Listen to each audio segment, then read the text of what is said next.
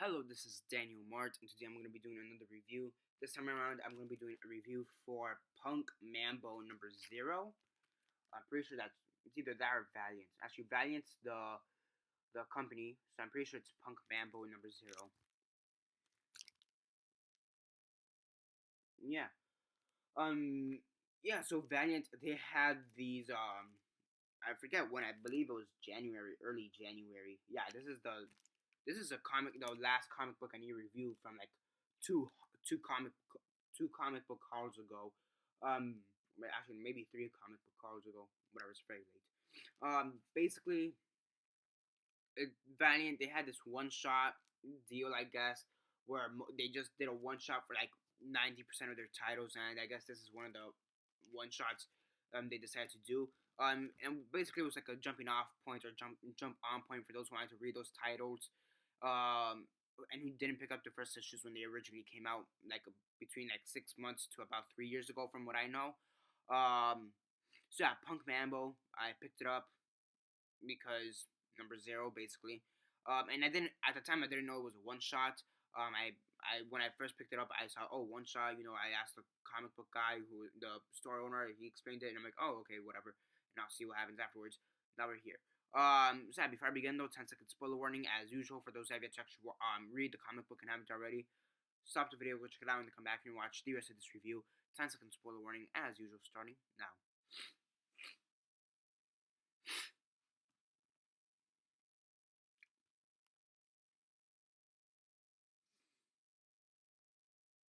Okay, so 10 seconds are up. So for those who have yet to actually read Punk Mambo number 0, and haven't already, please don't comment down below or be messaging me that I never give you a fair warning, because as usual I did.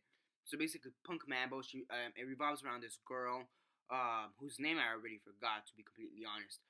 And basically, she used to be part of this cult, like this really gothic underground cult. Her and her friends used to be part of it. Her friends got killed off at some point.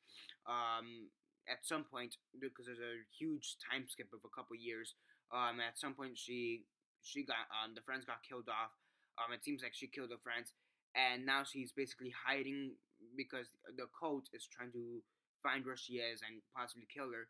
And she's living out by this forest close to a river. And she's basically feared as a mythical creature, almost a mythical god. People bring her sacrifices, like dead rats or whatever, bring her food, thinking that she is almighty due to the fact that in this cult, she to some degree does gain superpowers. So yeah, I bought this book blindly, just thinking it was a number 0, possibly to start of a series. So I saw one shot. I'm like, okay, whatever. And honestly, I'm kind of happy it's a one shot. Because if I even if it were a continuing series, if it okay, here's the thing. If it were a continuous series, which to some degree it is, but let's say if the Punk Mambo series started with this issue, and then next month they have issue 1, then 2 months issue 2, then 3, and then 4, then 5. I wouldn't be picking this up. Now, it's a pretty good comic book. The thing is, it's not my taste. It's not the comic for me. There's comics out there that I do think are really good. Where I see the potential for them, but they're not for me. A good example of that would be like something like Red City or Synergy. Yeah, Synergy. In which I thought they were okay comics, but to be fair though, I really enjoyed Synergy. But thing is that they were pretty good comics, but they just weren't the type of comics that I'd be into, that I'd want to read on a monthly or weekly basis. Just because I don't like the plot or whatever, but I do see the potential in them. That's a good, for example, Red City was a great example of that. It was this space opera, kind of almost like James Bond and Guardians of the Galaxy combined, and I did see the potential, but for me, it wasn't the comic book for me. Synergy, on the other hand, I really enjoyed that one. I did consider putting it on my pull list, but at the end I didn't because of money issues. But whatever. If anything, I'll pick up the trade in the future. Um, then again, this is the situation. It's a pretty good comic, but it's not the type of comic that I'd want to read on a monthly or weekly basis, or bi-monthly or whatever. Depends on the company. Sometimes they do bi-monthly. So yeah, it's not, it's a pretty good comic, but it's not the comic that I'd want to pick up. I'd want to be reading. in my opinion. Now it's got some pretty good artwork within it. It's got some pretty good writing within it. Talking about because it has to incorporate gothic pop culture and whatnot with the mythical rumors of her being her goddess like stuff, and then trying to explain it from her point of view. And I think it's pretty well done, but again, it's not the type of comic that I'd read. The plot, in my opinion, is very boring. Not, I don't want to say boring. It's actually it's intriguing, but I think they're holding on to too much. They're trying to be a bit too mysterious.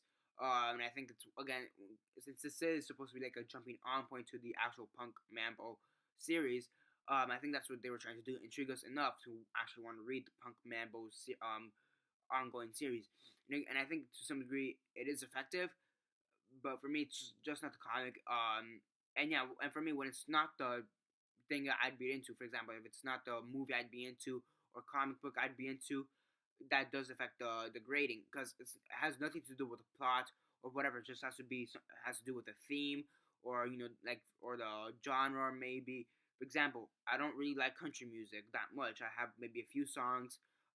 If anything, most of them are country rock music.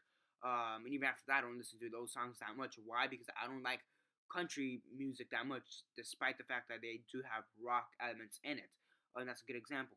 Now for movie wise, let's see, movie wise, I guess most sci-fi movies I don't like. Like for example, and I mean like hardcore sci-fi movies. I don't. I used to not like it because now I'm actually liking. But like I want to say before I was 12, I didn't like most sci-fi movies. Despite the fact that even if there's sci-fi drama or sci-fi action, I didn't like sci-fi movies due to the fact that they had that sci-fi feel. But after a while, it did get open. Same thing here. As an interesting theme, but it's not something I'd really get into because it has to do with all this semi-religious, mythological, I don't want to say fantasy, but to some degree it is fantasy theme. And yeah, so overall it's a pretty good comic. I do see the potential in it, and in the long run, but for me it's not comic book for me. On a scale of 1 to 10, 1 being the worst, 10 being the best, and 6 being decent, I give it a 6 out of 10.